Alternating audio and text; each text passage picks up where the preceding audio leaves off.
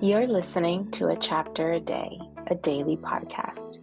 The Bible comes alive as we read a chapter out loud each day. Hello, everyone. It's time a little earlier tonight for a chapter a day. We're reading Genesis chapter 14.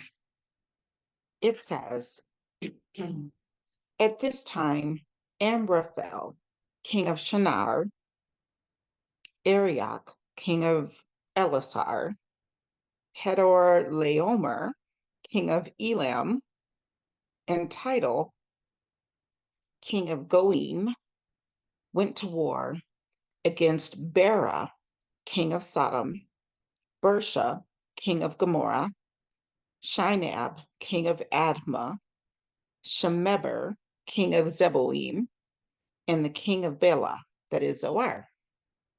All these latter kings joined forces in the valley of Siddim, the Salt Sea.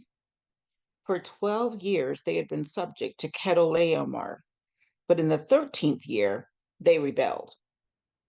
In the 14th year, Kedolaomer and the kings allied with him went out and defeated the Rephates in Ashtaroth, Karnaim, the Zuzites in Ham, the Emites in Shava, Kiriathaim, and the Horites in the hill country of Seir, as far as El Paran near the desert.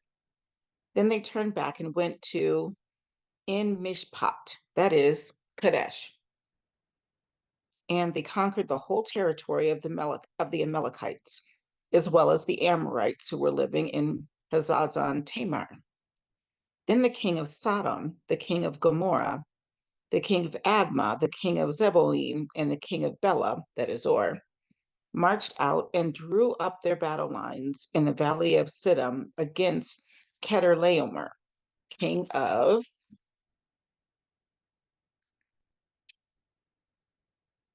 Elam, Tidal, king of Goim, Amraphel, king of Shinar, and Arioch, king of Elasar. 4 kings against 5. Now the valley of Siddim was full of tar pits, and when the kings of Sodom and Gomorrah fled, some of the men fell into them, and the rest fled to the hills. The 4 kings seized all the goods of Sodom and Gomorrah and all their food. Then they went away. They also carried off Abram's nephew Lot and his possessions, since he was living in Sodom. One who had escaped came and reported this to Abram the Hebrew.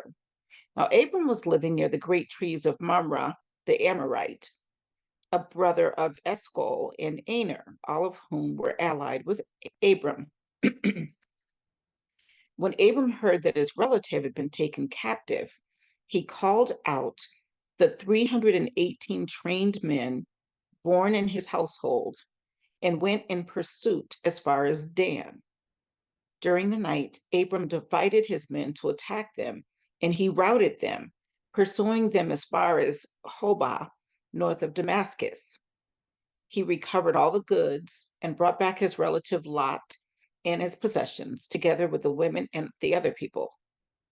After Abram returned from defeating Kedolaomer and the kings allied with him, the king of Sodom came out to meet him in the valley of Shaveh, or Shaveh, that is, the king's valley.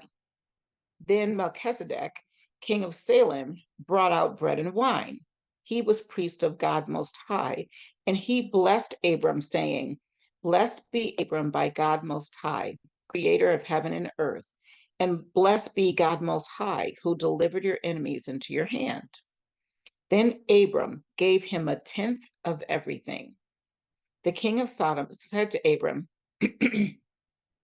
Give me the people and keep the goods for yourself. But Abram said to the king of Sodom, I have raised my hand to the Lord, God Most High, creator of heaven and earth, and have taken an oath that I will accept nothing belonging to you, not even a thread or the thong of a sandal, so that you will never be able to say, I made Abram rich. I will accept nothing but what my men have eaten and the share that belongs to the men who went with me, to Aner, Eshcol, and Mamre. let them have their share. Like, you're not worrying me today. I'm not taking nothing from you. You got to be careful who you do business with, y'all. It's all. Anyway, I'll see you next time. Have a good night.